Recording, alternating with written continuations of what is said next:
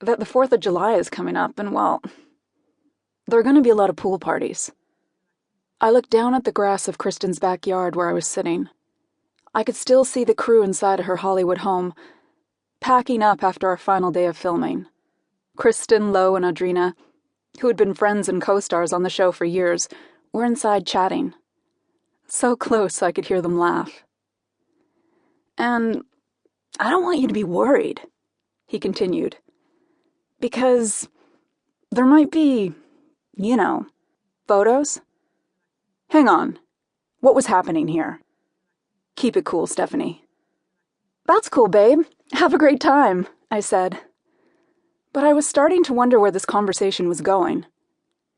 We had finished filming the final episode of The Hills that day, and now my boyfriend was calling me and sounding weird.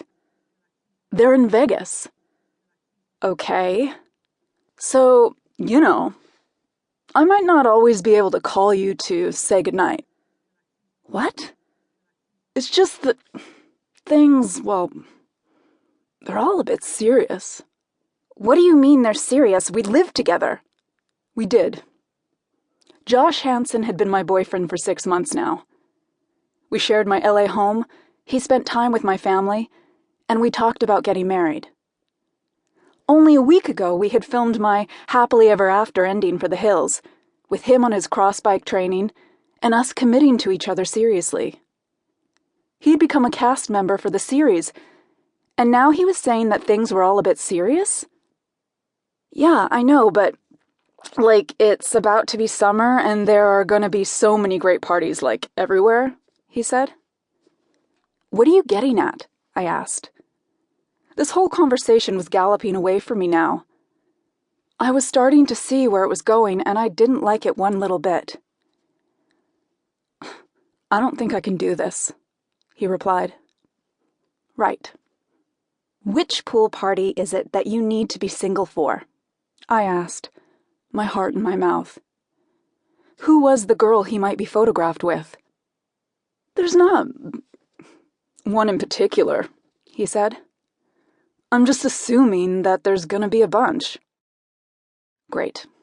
So he's breaking up with me for a potential pool party that didn't even exist, for a new girlfriend he hasn't even met yet. Lo came outside and saw that I had tears streaming down my face silently. I was just staring at my phone, wondering how that conversation had just happened. This wasn't some guy I'd met in a club or someone I had dated a few times because it might get me attention in the show or the papers. He was, I thought, a really good boyfriend. He would play princesses with my little niece. We hung out together in private as much as in public, and I had never been happier. Lo put her arm around me and lifted my face to look at hers. "Josh just broke up with me for potential pool parties on the 4th of July, I said. What?" she said, dumbfounded. But she was the one who put 2 and 2 together the fastest. "So now that the show's over, he doesn't want to know. He's a piece of shit." Suddenly, it became clear. He did really enjoy being on camera. He had always hung around a lot, chatting to the crew. So Josh would befriend them, bigging up his life as a motocross rider. "We've got to get you guys down to the tracks sometime," I heard him tell them.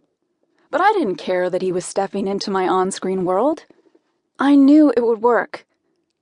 When you're on these shows, everyone is always looking for something new to film. A new location, something dynamic, a fresh view on LA. Us girls were always gossiping in cafes, so this was a fantastic change for everyone. A dirt track, watching him do jumps, then him coming over to kiss me. Swoon. He was my soulmate, and him being on the hills would just make me look cool. Stephanie Pratt and her super hot boyfriend on a motorbike. It was working out for everyone. Except now, I hadn't been done with the hills for more than 5 minutes.